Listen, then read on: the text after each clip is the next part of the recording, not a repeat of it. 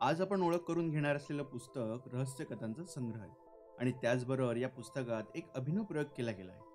यातील कथा वाचण्याबरोबरच तुम्ही ऐकूही शकता. बरोबर ऐकलं तुम्ही. तुम्ही हे पुस्तक ऐकूही शकता. ते कसं हे आपण जाणून घेणारच आहोत. पण त्यापूर्वी आपण ओळख करून घेऊया या पुस्तकाची.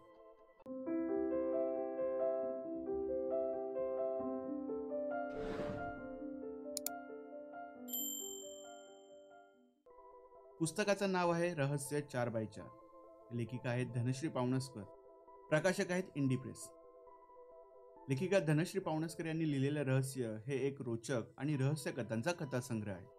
या पुस्तकात एकूण 16 कथा आहेत. या पुस्तकाच्या पानांवर एक अशी दुनिया उलगडते जी आपल्या नेहमीच्या आयुष्यातील साधारण घटनांमागे लपलेली असते.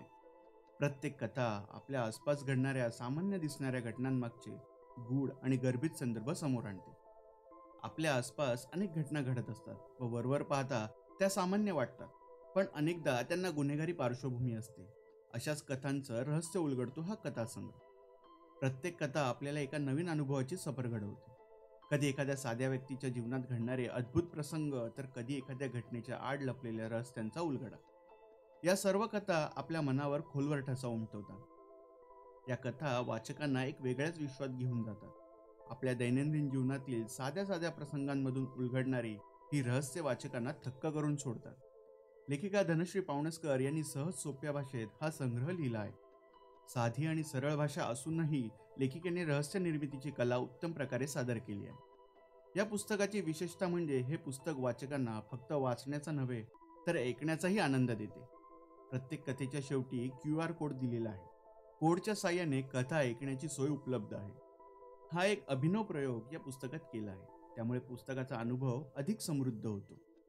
पुस्तकाच्या मागील बाजूस लिहिलंय, आंतरराष्ट्रीय पातळीवर जादूगार म्हणून आपला ठसा उमटवण्यासोबतच विरंगुळा म्हणून जादूगार धनश्री पावणसकर यांनी आजपर्यंत 25च्या वर कथा, लघुकथा आणि अतिलघुकथा लिहिल्या आहेत. त्यांच्या रहस्यकथा ऑनलाईन जगात प्रसिद्ध असून त्यांची हजारो वाचक इंटरनेटवर आहेत. सहज सोपी बोलीभाषा, ओघवती शैली आणि अनपेक्षित वळण घेऊन वाचकांना थरारक अनुभव देणे ही त्यांच्या कथांची वैशिष्ट्ये आहेत. रोजच्या जगण्यात आणि सर्वसामान्य लोकांच्या आसपास घडत जाणाऱ्या घटनांच्या मागे लपलेले गुन्हेगारी संबंध, कधी वकील, कधी तपास अधिकारी, तर कधी एका तटस्थाच्या नजरेतून समोर आणताना समोर दिसत असलेली घटना म्हणजे सत्य असतेच असे नाही, हे या कथासंग्रहातील कथांमधून त्यांनी दाखवून दिलेले आहे. देवनागरी वाचकांची रोडावलेली संख्या आणि वाचकांना वाचन करण्यासाठी मिळणारा मर्यादित वेळ या समस्या लक्षात घेता हे पुस्तक लिखित आणि वाचिक दोन्ही पद्धतीने एकाच वेळी वाचकांपर्यंत पोहोचवण्याचा अभिनव प्रयोग सदर पुस्तकाद्वारे त्यांनी यशस्वीपणे केला आहे. धनश्री श्रेयस पावणसकर या एक अष्टपैलू व्यक्तिमत्व लाभलेल्या लेखिका आहेत. त्यांचा जन्म मुंबईमध्ये झाला असला तरी त्या आता बंगलोर येथे स्थायिक झाल्या आहेत. त्या वाणिज्य शाखेच्या पदवीधर असून त्यांनी वित्त व्यवस्थापन क्षेत्रात पदव्युत्तर पदवी शिक्षण घेतले आहे. तसेच मानव संसाधन क्षेत्रातही पदव्युत्तर पदविका अभ्यासक्रम पूर्ण केला आहे. त्या 2020 पासून जादूगारी क्षेत्रात कार्यरत असून देशातील मोजक्या महिला जादूगारांपैकी एक अग्रगण्य जादूगार आहेत.